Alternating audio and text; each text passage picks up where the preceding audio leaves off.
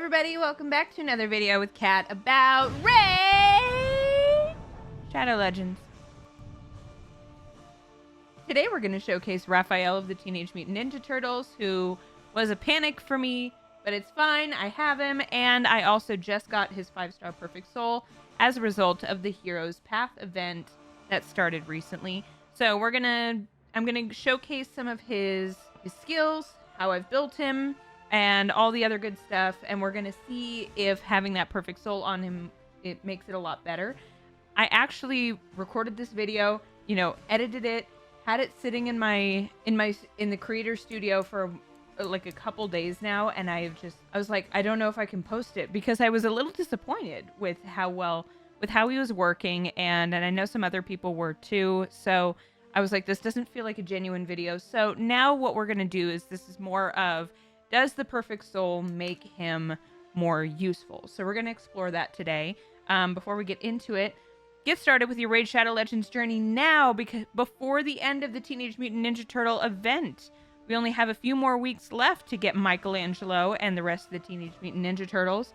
Plus, if you use the link in my description, you start off with a legendary and 3 epic champions, all of which who are fantastic, especially Deacon Armstrong. I'm going to be using him alongside the other turtles today as we play with them. And use the promo code Monkey King to get Sun Wukong. And then once you log in for 7 days, you get Michelangelo. So that's 3 epics and 3 legendaries all in one shot. Great way to start your account, and a great way to get started with a game that I really enjoy, and I've been playing for the better part of a year. I really love this game, and I have a lot of fun playing it. I spend an embarrassing amount of time playing it every day, and part of that is because I'm sponsored by them and it's fun, but also because I like it. Let's look at our boy here. The way I started, let's take a look at his skills. Now, he is not booked up because I have just now been able to start booking up Donatello. He's a priority first, then Michelangelo, then Raphael, but probably before that, it's going to be Leonardo before Raphael. Now, a lot of people have some mixed feelings about Raphael. There's a couple people I've seen who really like him, but a majority of the fan base and content creators that I've come across are not really thrilled with him, and mainly that's because of his Berserk feature, which you see in his passive. He gets the Berserk debuff. It's a debuff. It's not always good. It increases the amount of damage he gives out, and also the amount of damage he takes. So 50% more damage he gives, and also 50% more damage he receives, meaning that he tends to die really fast. So the way I have it set up is I don't have him without a reviver, because I know he's gonna die, and some people are not a big fan of that. He gets that Berserk debuff for 1 turn when any champion dies, and that's both enemy and ally. He has a 20% chance of granting an extra turn when he's attacking under the Berserk debuff, so he can get an extra turn from his Berserk debuff, so there are a couple benefits here. He has his A3 ignores a lot of defense, it plays a Perfect Veil and an unkillable buff on him. If that target is killed and if they survive, again, we're back with the Berserk debuff for 2 turns, and that cannot be resisted or blocked. So there is a bit of incentive to make sure that he really kills somebody there and takes out the enemy team. Otherwise, you're kind of stuck with the Berserk, and he can kind of be just in a loop of Berserk constantly, and it can make it really annoying when you're trying to get through something, especially if you're trying to do something like Faction Wars, where there's a lot more incentive for you to have all of your champions alive by the end of it. His A2 is an AoE, ignores shield and block damage buffs if attacking under the Berserk debuff, so again, there's a little bit of benefit there.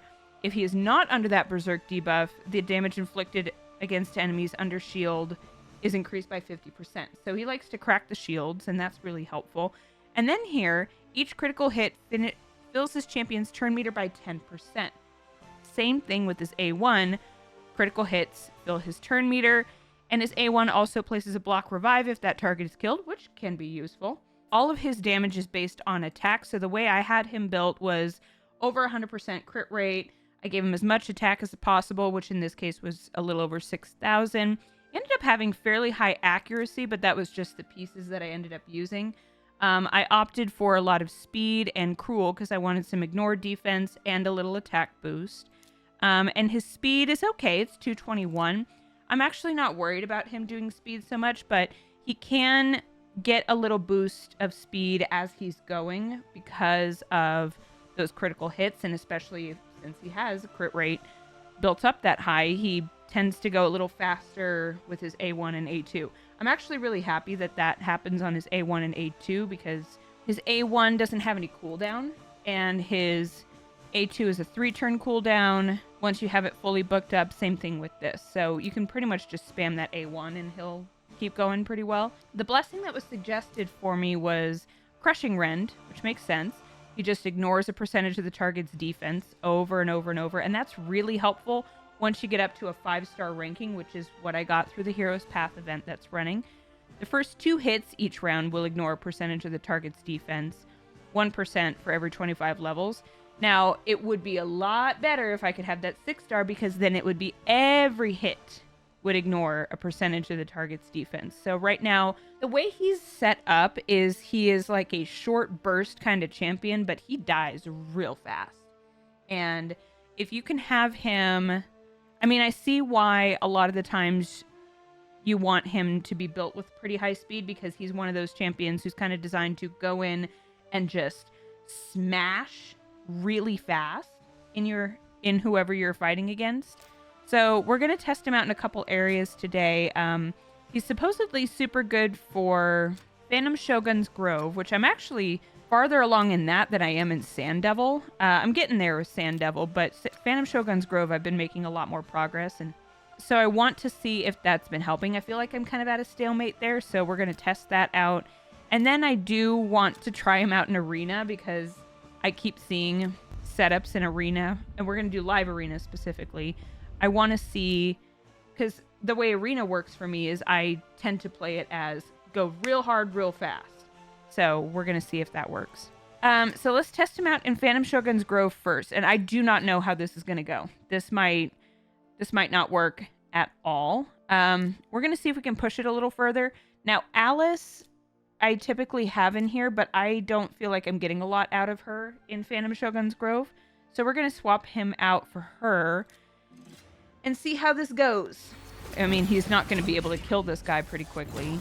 We're going to see a lot of Berserk with Raphael here.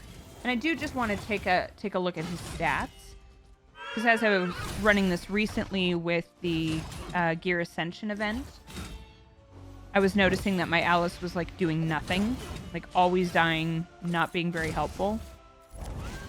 We're getting his count up pretty high, and I'm a little nervous about that. Oh yeah, that's not good. Oh yeah, because he's got the Enfeeble. Luckily, I have a lot of other good champions here who can knock down the Shogun's counter. He's doing an okay amount of damage.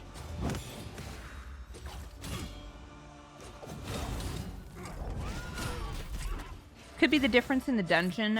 When I first recorded this video, I was practicing with him in the event dungeon. And Raphael, and it was event dungeon stage 3. It was a baby dungeon. It was like a baby stage. And Raphael was just dying real quick.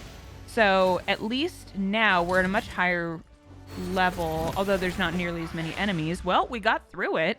Let's see how he did. He did just about as much damage as Sun Wukong did, so that's cool. Deacon Armstrong, man, look at this guy. That's why you need to get him. And use the link in my description to get him. Okay, so he's doing something. I feel like we've got a somewhat... I feel like he works in here a little bit better than Alice does. And I got through stage 22, which I haven't been able to do before. So, okay. Maybe it works a little bit. All right. So what I'd like to do is show a couple... It may take me a minute, so it'll be edited a little bit. But I would like to... So ideally, I'd like to be able to show all 3 turtles that I have together. And I want to see if there's synergy. I want to see their turtle unity, their trinity works really well. We're going to see. Nice. Love it. I love this. We'll start doing this. Just quit. Problem here is then I don't have a speed lead. All right, so we're going to see what this does. Oh, well, we started first, so that's a great... Yeah, let's decrease everybody's increased cooldowns. Oh, no, that decreases our cooldowns, actually. We don't want that just yet. Let's do that, and that'll kill her, which means then we get unkillable. Only problem is we don't have a reviver, so I don't know if these guys are good as a live arena team, but it's entertaining at the very least. Let's see. That was more of what I was hoping to show, was the how just everybody just stacks on at once. Well, they don't have a reviver either, so this might be okay. This is pretty fun. That's what I was hoping. Ah, there we go. Okay, so basically we kind of get to see, we're seeing that, you know, their advantage in live arena is that they can do just a series, because of their turtle unity. They all, once one goes, they all just turtle pile on to the same character. And that is useful, but I still don't think that was, that's not going to be a go-to set for me. I've still got my good live arena team that I will stick with. But so of the question, is Raphael better with a perfect soul? Maybe. I think he's slightly better in the experience that I've had. So I did a little bit of, I tested him out before. I was a little disappointed in how quickly he died, but I'm hoping because of, you know, there is a slight stat increase with him, that blessing, you know, he gets a little bit of HP, defense, good stuff like that, and does improve his crit damage, which I needed anyways. I think it does make a big difference. I think ultimately, if you have Raphael, you're just going to have to be ready for him to die. I think you just need to anticipate it. He's kind of just like one of those little firecracker kind of characters who just pops off, dies quickly, a bit like Sun Wukong, except I think Sun Wukong does a little bit more damage, but that's probably because I haven't built Raphael. I could improve his crit damage for sure, and that would make a bigger difference, I think. But I think in conclusion, if you have Raphael, that perfect soul makes a huge difference, as it does for all champions. So if you have him, highly recommend doing what you can to get his perfect soul, because it's a big boost, especially for damage dealers. Having that crushing rend is improving his ignored defense, and I think this is better. I'm glad that I spent the sacred shards and got his perfect soul here. I think it does make him a little bit more viable. I'm just not going to expect a lot from him in the future, but I like him. If I'm going to have a couple of the turtles, might as well use all three. Might as well eventually use all four once we get Leonardo. So hopefully you got something out of it. Let me know down in the comments if you've been able to get him to work a little better or seen anyone who has. And if you haven't already, get started with your Raid Shadow Legends journey with 3 legendaries and 3 epics. Some of the best epics in the whole game. Yugo, who I really love for Hydra, Lady Annabelle, is helpful in Cursed City and Doom Tower. Plus, she's hot.